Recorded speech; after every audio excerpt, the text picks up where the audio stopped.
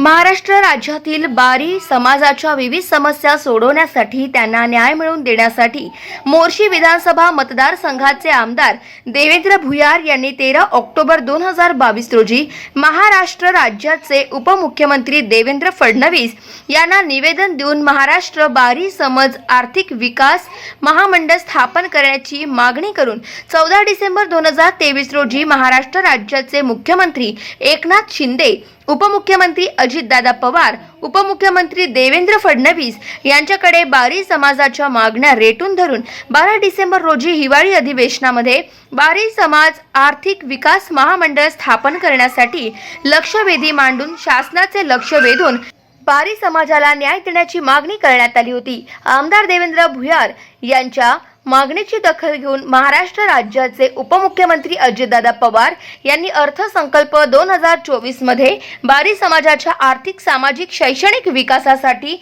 श्री रूपलाल महाराज आर्थिक विकास महामंडळाची स्थापना करण्याची घोषणा केल्यामुळे बारी समाजाला न्याय मिळाला असल्याचे प्रतिपादन आमदार देवेंद्र भुयार यांनी यावेळी व्यक्त केले। अध्यक्षमध्ये इतर मागास व बहुजन कल्याण विभागांतर्गत संत रूपलाल महाराज पानपिंपरी महामंडळ स्थापन करण्याची घोषणा मागच्या मार्च महिन्याच्या अधिवेशनामध्ये आदरणीय फडणवीस साहेबांनी केली होती, परंतु ती घोषणा अद्यापही अंमलात आली नाही।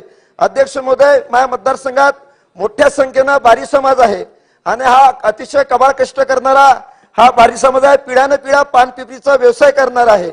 अध्यक्ष महोदय, वेलवर्गीय पीक जरी ते पानाचं असलं तर त्या पानाला त्याचं नवीन संशोधन करून चांगल्या जाती विकसित करून त्या पानपिंपरी व्यवसायाला राजश्रय देण्याचं काम आणि विदर्भातील पानपिंपरी व्यवसायाला GI नामांकन देण्याचा प्रस्ताव केंद्राकडे पाठवून त्याला सुद्धा अध्यक्ष महोदय मान्यता करून घ्यावी। अध्यक्ष महोदय, अंजनगाव येथे संत शिरोमणी रूपलाल महाराजांची समाधी आहे, त्या समाधीचा राष्ट्रीय स्मारक म्हणून घोषित करण्यात यावं आणि तिथे 10 कोटी रुपये निधी देऊन अतिशय चांगल्या दर्जाचं स्मारक इथं अध्यक्ष महोदय बांधता येईल। अध्यक्ष महोदय, बारी समाज शैक्षणिक दृष्ट्या, सामाजिक, आर्थिक दृष्ट्या विकसित करण्याकरिता तिथे रूपलाल महाराजांचं स्मारक आणि महामंडळ विकसित होणं हे फार काळाची गरज आहे। अध्यक्ष महोदय, अहिल्याताई होळकर घरकुल योजना आणि यशवंतराव चव्हाण मुक्त वसाहत योजना, भोई समाज आणि धनगर समाजाचे प्रस्ताव आम्ही आमच्या पूर्ण जिल्ह्याचे पर्याय वरुड मोर्शी तालुक्याचे साधारणतः 5000 प्रस्ताव आम्ही पाठवलेले आहे, परंतु निधी अभावी ते प्रस्ताव पूर्णतः थांबलेले आहे। मी शासनाच्या माध्यमातून विनंती करतो की आपण ते प्रस्ताव मागून शासनाने त्याच्यावर निधी उपलब्ध करून द्यावा, ही रास्त मागणी आहे। धन्यवाद। गाव माझा न्यूज करिता महादेव नवघरी, अमरावती।